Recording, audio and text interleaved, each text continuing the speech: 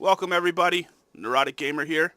I'm going to be doing a quick classroom, I guess you could say, on building your first entry-level gaming PC. A lot of people with the new console generation coming out may be leaning towards building a PC instead of investing in, say, an Xbox One or a PS4. Um, this is just going to cover the basics if you've never really built a PC before, or if you're just curious about gaming on the PC. This is going to cover the basics of parts and how things go together. Not so much about building the PC, but about gathering your parts and the knowledge that you would need before you even start building. Just kind of what to look out for when you're buying and what mistakes to avoid making.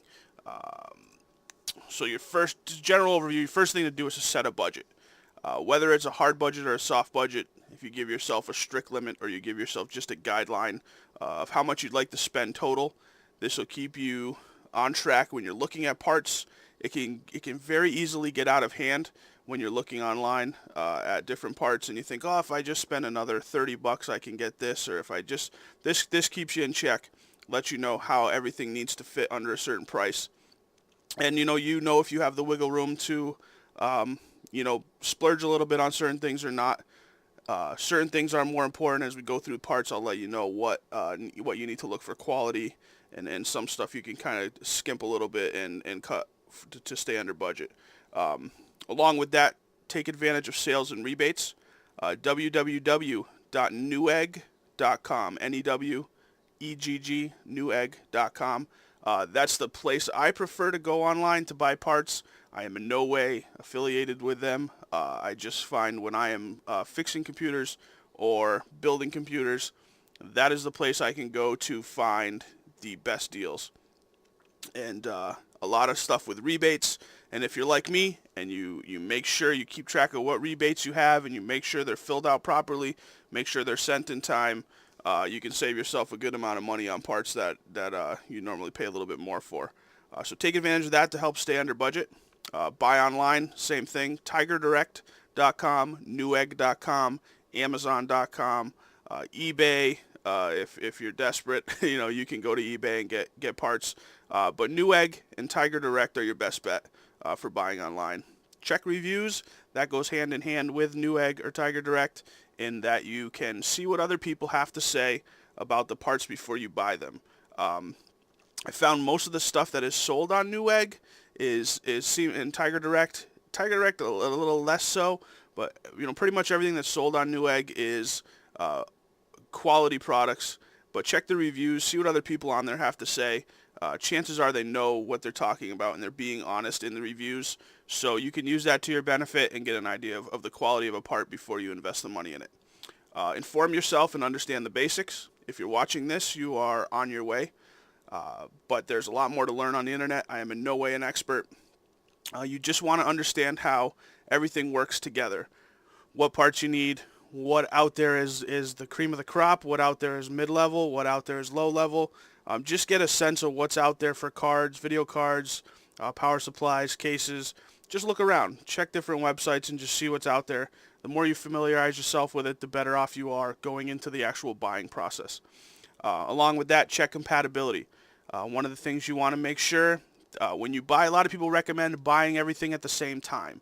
And the reason for that is because as technology changes, you may buy a motherboard and processor today, and then 6 months down the road when you go to buy your hard drives, they might run at a different compatibility, SATA 3 to SATA 6, which are two different speeds. Hard drive speeds transfer from the motherboard to the hard drive. It could change, and you might have bought parts that are almost becoming dated already. So a lot of people recommend buying things all at once. That way you can be sure everything is compatible and runs the way that you want it to run. And finally, just understand that PC gaming can both be an awesome and a sometimes challenging experience. It's different than buying, obviously, a PS4 or an Xbox One in that you are going to be doing a lot of things hands-on. You're going to be responsible for tweaking.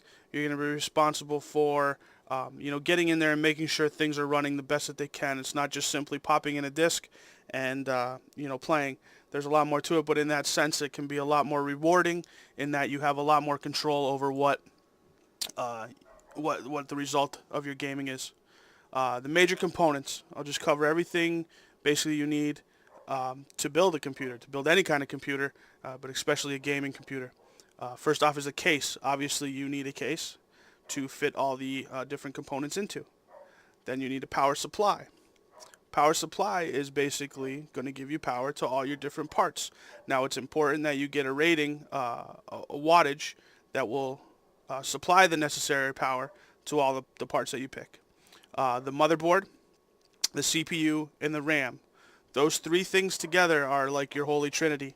You need to make sure that those all are compatible and they all are what you want. Like you want to spend a little more money on these three things because in the end, they will be the things that will take you into the next few years before you have to upgrade these three parts. So make sure they're where you want them to be, and realize that these are the meat and potatoes of your computer. Cooling, as far as cooling goes, your case and your CPU cooling, fans for the case, and also possibly, for gaming, you're going to want an aftermarket cooler for your CPU. Hard drives, that's important. You're going to need something reliable, something with the right size, and a CD DVD drive. More and more for gaming, you're going to be using digital downloads, but there's still those rare occasions where you're going to have games or programs you're going to stick into the CD DVD drive. So you're going to need one of those. And then peripherals, your keyboard, your mouse, your gamepad, and your headphones. A lot of times if you're building computers, especially gaming computers, or if you go look at prepackaged computers online, iBuyPower or one of those Alienware companies, sometimes they don't sell you the monitor or the gamepad or headphones or keyboard or mouse even. You're just paying for the tower. So in this case, if you're building your own, you are going to need to buy those, or even if you buy one of those packages, you're going to end up having to buy those peripherals because you need those to play. First, we're going to touch on the case. Form factor.